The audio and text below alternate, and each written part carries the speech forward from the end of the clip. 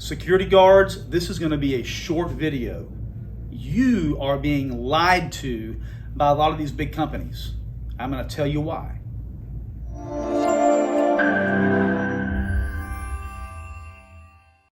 So we've been in the security business for almost 20 years now. We do security, surveillance, access control. I do have my private protective license. We are also a subcontractor for the DOJ and the FBI, or TBI. FBI and TBI. We do a number of functions in the security industry, and there is a lie coming up over and over and over and over again. And I'm not going to name companies, or I'm not going to name companies yet, but I'm going to start calling these companies out. Here's what's happening. If you're thinking about being an unarmed security guard, specifically an unarmed security guard, you need to know what I'm getting ready to tell you, because it's some of the best information you're going to get that could save your life and could save you or make you a bunch of money.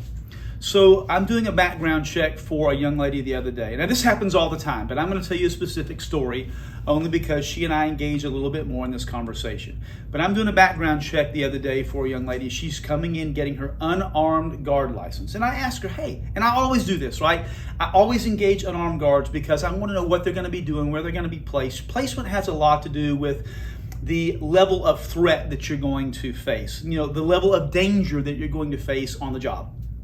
So, hey, where are you going to be working? So I start doing her background check, and she says, oh, I'm going to be at one of these couple of places downtown Nashville. These are apartment complexes, apartment housings.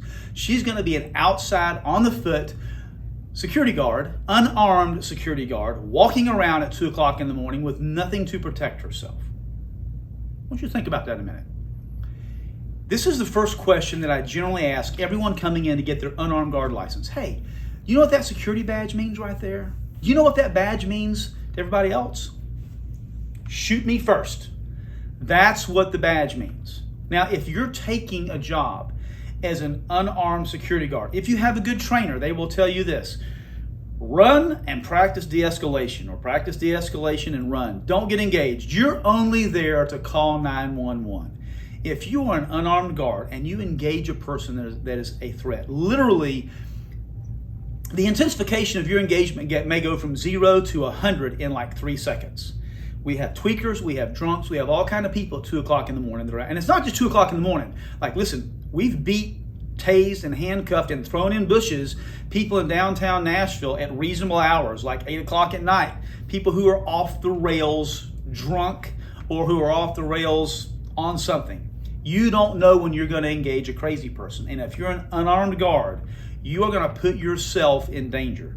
So here's the lie that all the security companies are telling you as an unarmed guard. Hey, if you work as a year as an unarmed guard, then you can become a armed security guard. Because most of these companies all have contracts. I'm not going to name the companies yet. It's going to be hard for me not to, because I'm tired of some of these companies lying.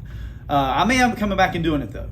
But the same story is, hey, if you work for us for a year as an unarmed guard, then we'll consider you being an armed guard. Now, I was telling this young lady who I was doing her background check for, I said, hey, most of these companies tell people, they say, if you'll work for us for a year as an unarmed guard, then you can become an armed guard. What they don't tell you is that is not a law, that is not a state legislation, that is not a mandate in any way. That is a corporate policy. If you can pass a background check, you can pass your test, you can go through the state requirements and submit all that to the state and get your papers back from the state, you can do that on your own. You do not have to depend on any company to get your armed guard license. You can do that on your own. So if you have put yourself in danger and you've gotten a job as an unarmed guard, just go take your own test. There's a number of places here in Nashville. I may end up post some below. I'm going to ask these companies if they mind if I post.